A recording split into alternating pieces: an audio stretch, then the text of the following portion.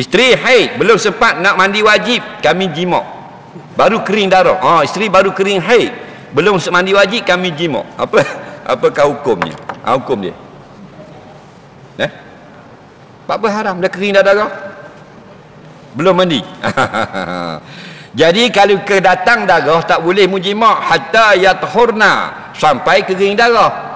Tapi kering darah tak boleh jima lagi. Fa iza tatahharna, sekali lagi, maka apabila telah bersuci, mana mandi, baru boleh jima. Okey? Ramai lagu ni. Kering dah. Boleh ke bang, dah kata rasa macam tak boleh. Rasa kering, rasa boleh rasa. Ingat sekolah dululah, belajar sejarah itu boleh. Bahang saya ke buku sejarah dan awak mana nak punya pasal dah. Tak boleh yang boleh puasa dan bercerai, talak saja dah sebelum mandi. Baik.